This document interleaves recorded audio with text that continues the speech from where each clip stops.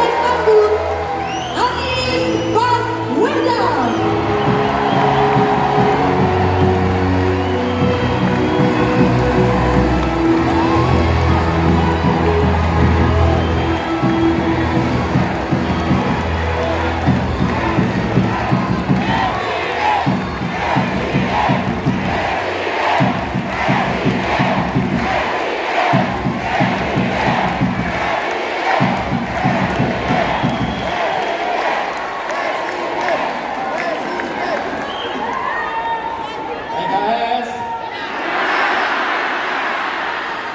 Sekali lagi, PKS, PKS. Presiden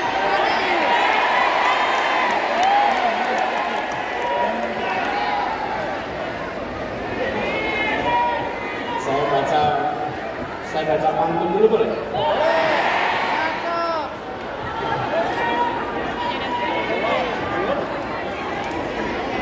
Habib Salim pergi ke Koja, mampir di jalan makan pepaya. 2023 kita bekerja, 2024 kita berjaya.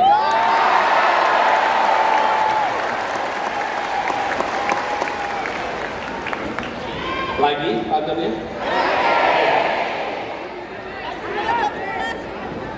Ustaz Saiful pergi ke Kemayoran,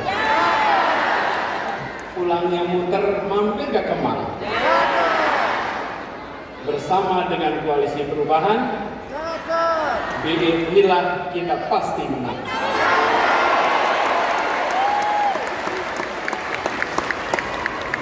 Kalau dua itu kelihatannya kurang lengkap. Ini koalisi bertiga, pesannya 3, 2 tambah 1 sama dengan 3. Satu lagi. Habib Abu Bakar pergi ke Tambun, pulangnya lewat hutan kayu. Untuk PKS yang sedang ulang tahun, happy milad to you.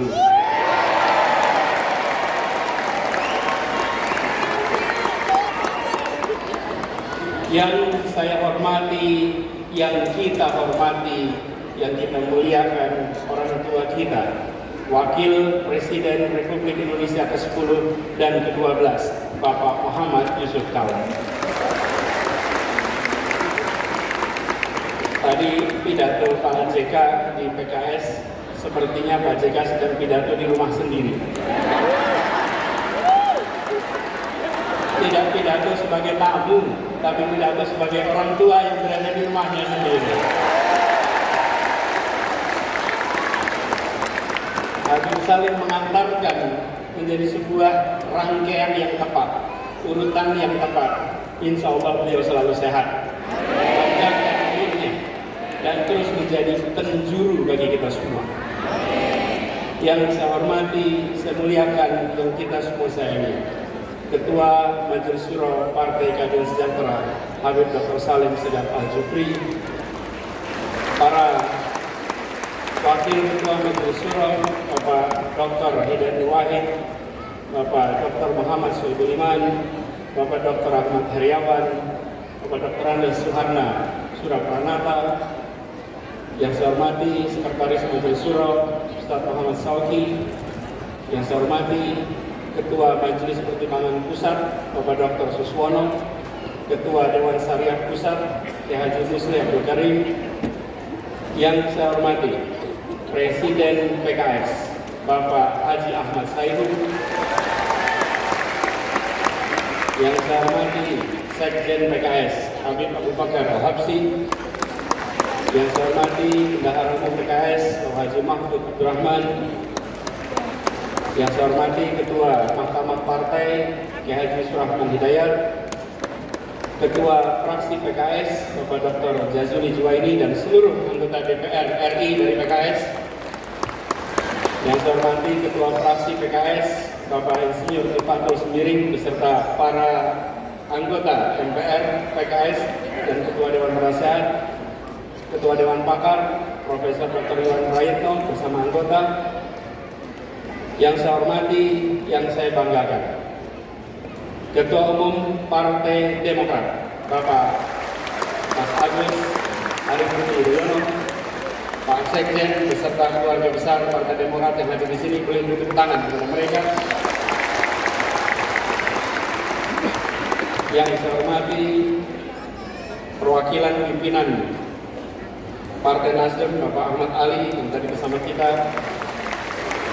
Yang saya hormati juga Ketua DPR RI yang dalam hal ini diwakili oleh Dr. Ahmad Basara. Para kepala daerah dan wakil kepala daerah PKS dari seluruh Indonesia yang hadir bersama kita, para ketua bidang dan badan DPP PKS, para wakil sekjen, wakil bendung, dan seluruh staf kantor kepala staf, Wallahi wabarakatuh.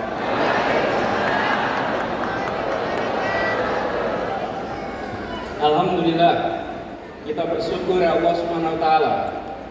Di sore yang cerah ini kita diberikan kesempatan untuk bersama-sama memperingati 21 tahun perjalanan PKS yang perjalanannya tadi diungkapkan berkali-kali. PKS telah menjadi salah satu partai yang bisa dijadikan teladan dalam berdemokrasi. PKS konsisten bahwa berdemokrasi memiliki dua peran. Ada masa berperan di dalam pemerintahan dan ada masa berperan di luar pemerintahan. PKS menjalankan itu dengan konsisten. Karena itulah ini bisa menjadi contoh. 21 tahun adalah masa yang pendek untuk usia sebuah organisasi. Masih panjang perjalanan ke depan. Mempesona ditulis hari ini itu penting, tapi mempesona ketika ditulis para sejarawan itu jauh lebih penting. Dan PKS memberikan dokumen kepada para sejarawan nanti sebagai partai yang konsisten memainkan perannya ketika berada di dalam pemerintahan kontributif, ketika di luar pemerintahan konstruktif. Ini adalah satu peran yang luar biasa yang dimiliki PKS. Dan peringatan kali ini seperti tadi disampaikan oleh Abu Pak Sekjen bahwa seharusnya diselenggarakan April, tapi karena jadwal dan lain-lain jadi dilaksanakan di bulan Mei. Dan ini bersamaan, pilihannya adalah 20 Mei. 20 Mei ini bersamaan dengan 115 tahun momen kebangkitan nasional. Karena itu di dalam kesempatan ini izinkan kita juga menengok pada perjalanan bangsa bahwa momen kebangkitan nasional 115 tahun yang lalu adalah momen di mana kita bangkit, perlawanan yang dulu lokal, yang dulu fisik menjadi perjuangan yang terkoordinir dengan kekuatan intelektual, dengan kekuatan politis, dan memiliki identitas kebangsaan yang kuat. Momen kebangkitan nasional adalah awal dari perjuangan menuju kemerdekaan. 37 tahun kemudian kita meraih kemerdekaan. Dan ini adalah kesempatan hari ini untuk kita reflektif. Ketika kita bergerak ke depan di hari kebangkitan nasional, kita harus ingat bahwa kita pernah bangkit, tapi tidak ada jaminan bahwa bangkit itu artinya terus-menerus menjadi kuat. Bangsa-bangsa di seluruh dunia ada masa mereka bangkit membesar, ada masa mereka bangkit pelan-pelan turun, bahkan gagal di berbagai tempat di seluruh dunia. Karena itu momen ini di saat ulang tahun PKS bersama dengan momen kebangkitan nasional, mari kita tengok bangsa ini harus bisa bangkit lebih kuat. Sambil kita lihat pelajaran dari bangsa-bangsa di seluruh dunia. Ribuan tahun sejarah sudah mencatat bangsa yang bangkit dan bangsa yang kemudian negara yang hilang. Ada sebuah buku berjudul Why Nations Fail? Mengapa negara gagal? Studi ini bukan studi teoritis. Studi ini adalah mengumpulkan berbagai peristiwa, mengambil hikmahnya. Apa yang harus kita perhatikan supaya kita terus bisa bangkit ke depan. Dan di antara tanda-tanda mengapa gagal, mengapa kemunduran adalah dua unsur utama, institusi politik dan institusi ekonomi. Ketika institusi politik, institusi ekonomi itu bersifat ekstraktif, memeras, maka pelan-pelan negaranya akan turun. Tapi kalau institusi ekonomi, institusi politik sifatnya inklusif, memberikan kesempatan setara kepada semua, pelan-pelan negara akan bangkit menjadi kuat, menjadi makin berkembang. Apakah institusi politik dan ekonomi yang bersifat memeras, menyingkirkan, atau bersifat inklusif, memberikan kesempatan pada semua? Coba kita lihat satu-satu. Kita lihat institusi politik. Apa bedanya negara dengan institusi politik yang bersifat memeras, ekstraktif, menyingkirkan, dan yang bersifat inklusif atau melayani semua? Negara dengan institusi politik bersifat memeras, menyingkirkan, cenderung mengkonsolidasikan kekuatan, kewenangan pada satu pemimpin, pada satu grup, pada satu kelompok.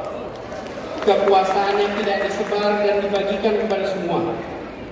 Negara dengan institusi politik yang memeras, menyingkirkan, memberikan kesempatan partisipasi yang terbatas, partisipasi yang terkendali. Bahkan mereka-mereka yang berbeda pikiran politiknya sering dipinggirkan dari arena. Negara dengan institusi politik yang memeras, menyingkirkan ini sering tidak mengindahkan etika, sering tidak mengindahkan aturan hukum. Bahkan peraturan bisa ditegak-teguk, bisa diterapkan setelah tebang pilih, dan seringkali dibuat hanya untuk menguntungkan mereka yang sedang berada di dalam lingkar kekuasaan. Mudah-mudahan tanda-tanda seperti ini tidak ada di negeri kita. Ada atau tidak? Ada yang merasakan? Jangan sampai ada. Karena itu tanda-tanda bukan menuju kesuksesan. Dan sebaliknya, negara dengan institusi politik yang bersifat melayani semua, yang menjunjung tinggi pilar demokrasi, yang memberikan kewenangan kepada cabang-cabang pemerintahan agar saling mengawasi, saling menyeimbangkan.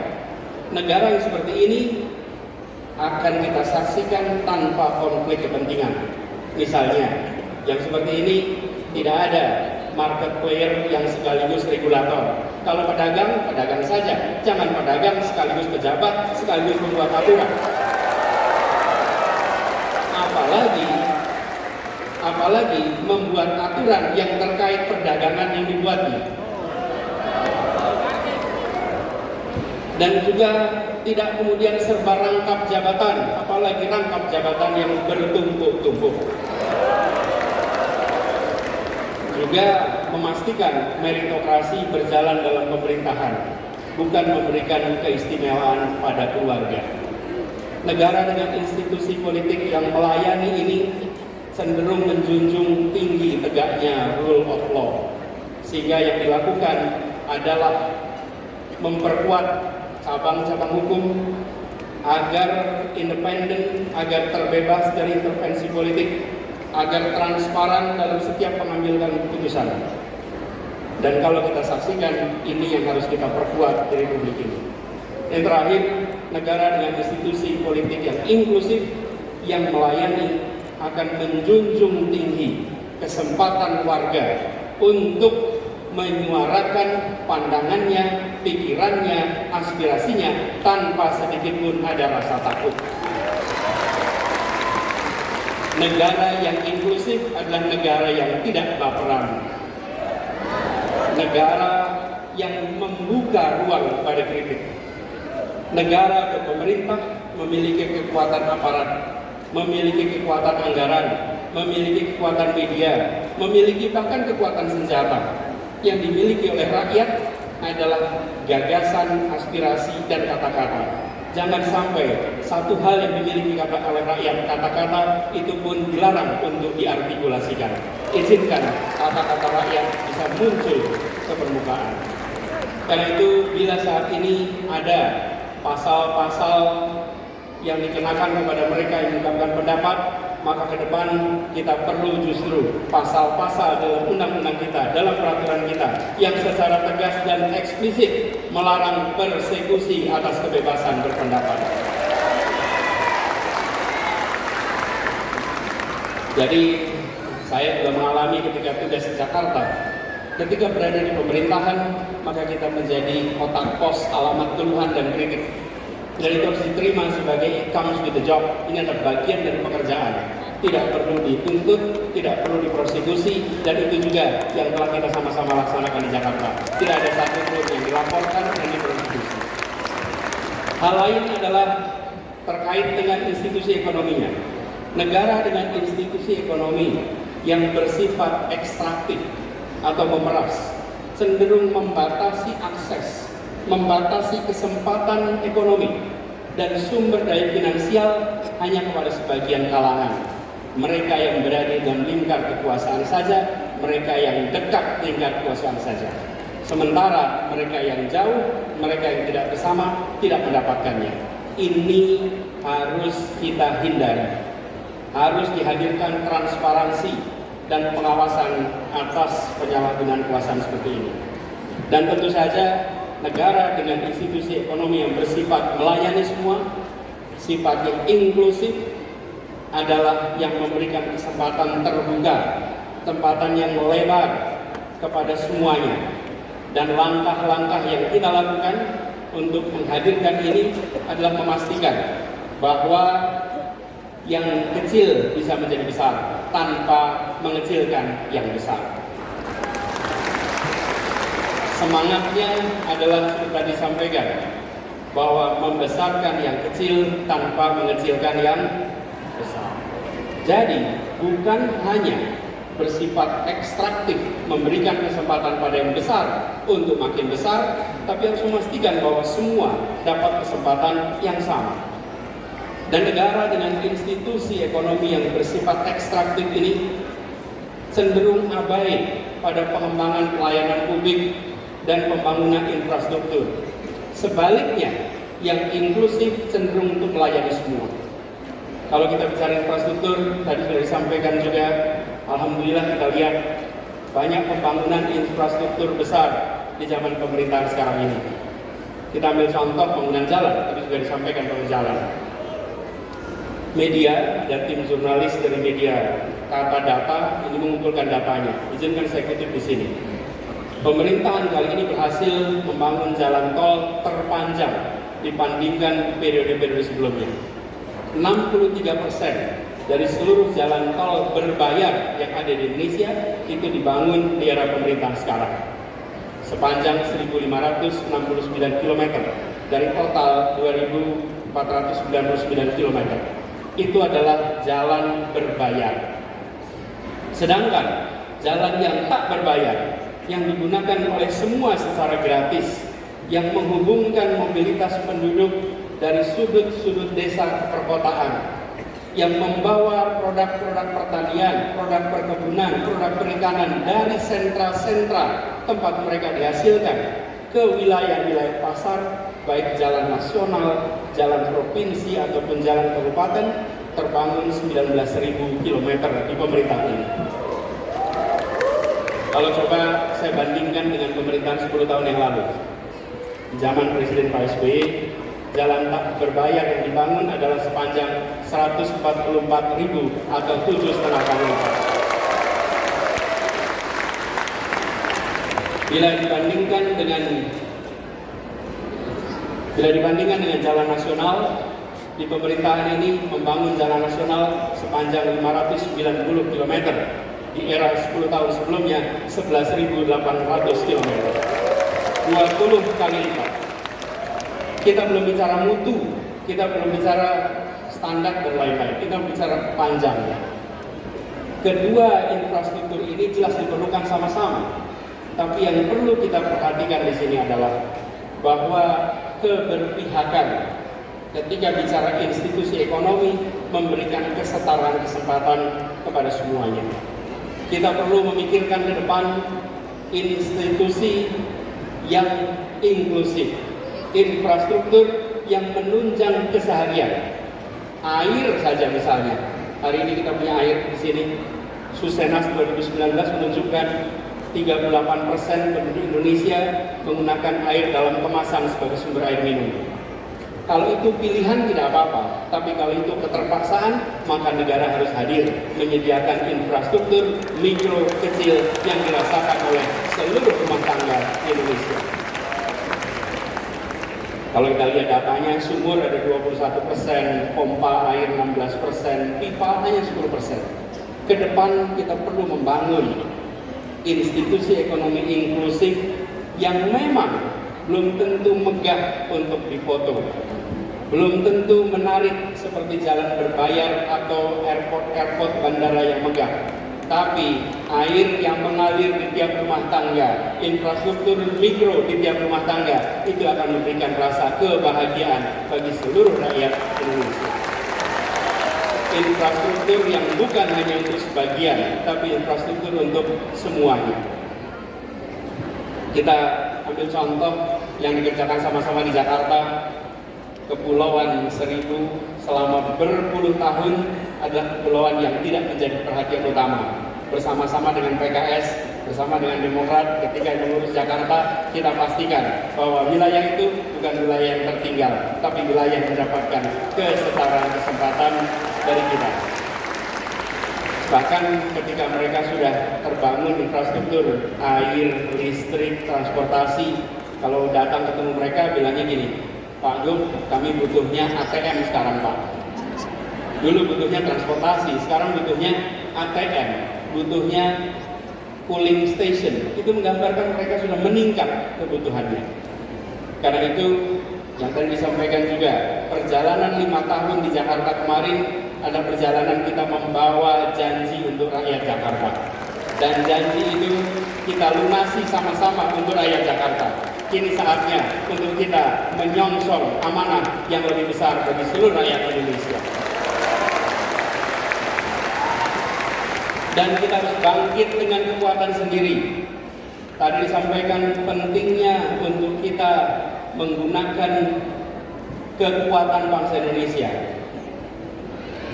Pak Ketua Majelis Suro yang saya hormati, di ujung utara Jakarta ada sebuah stadion yang terbangun, namanya Jakarta International Stadium.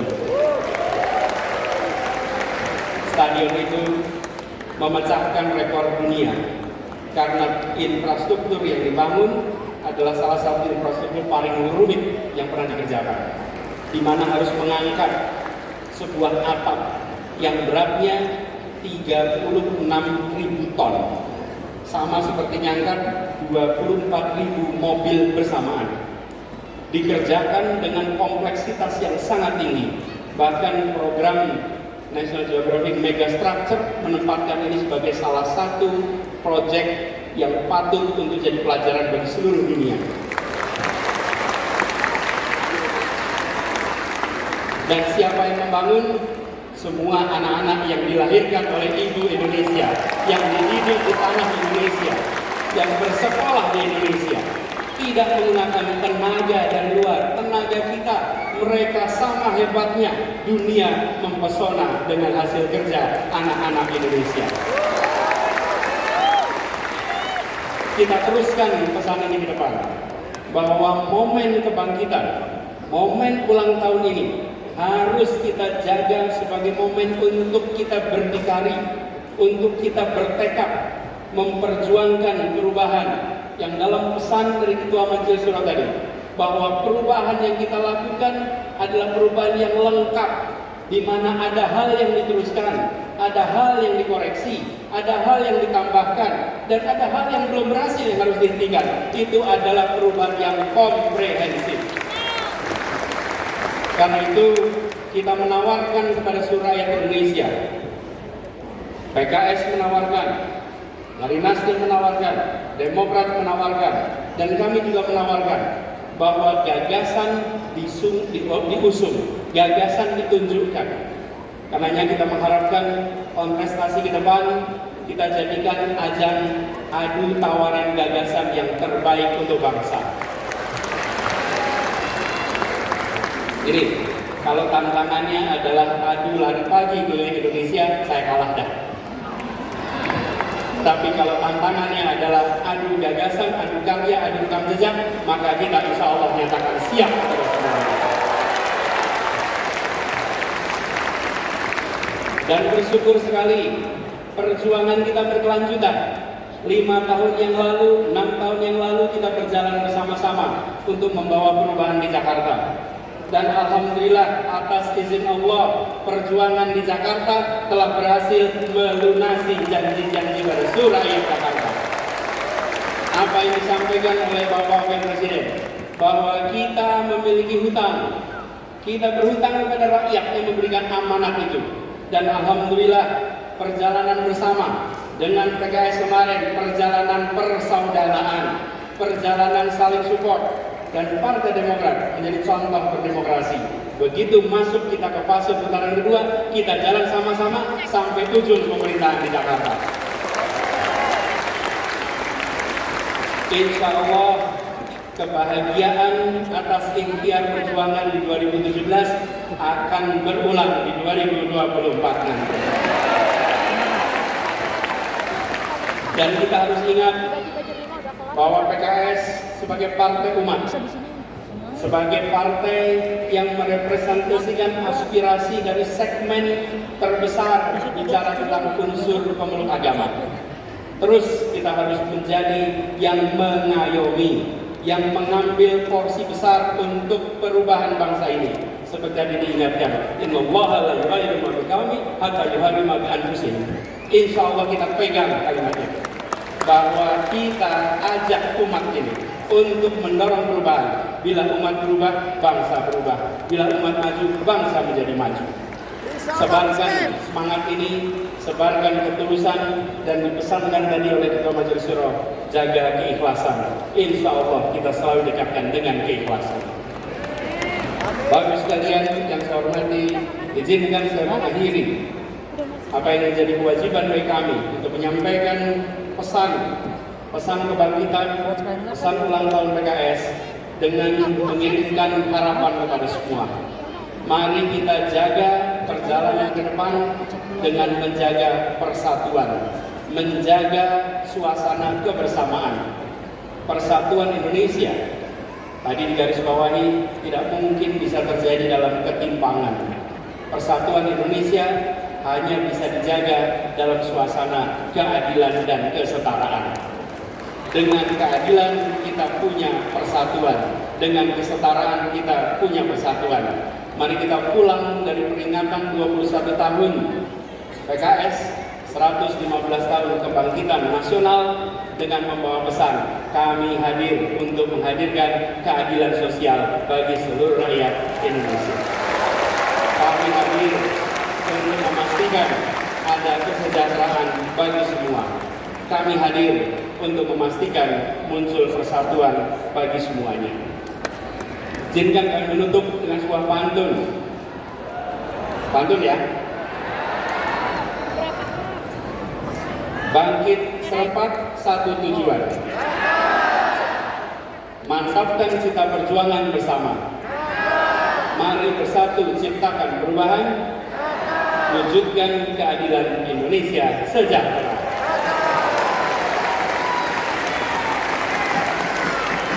(21) bukan sekedar angka. PKS bukan sekedar konsonan. Perjuangan dan kerja jadi bukti nyata. PKS terus menjadi partai idaman. Terima kasih. Kurang lebih mohon maaf dan assalamualaikum.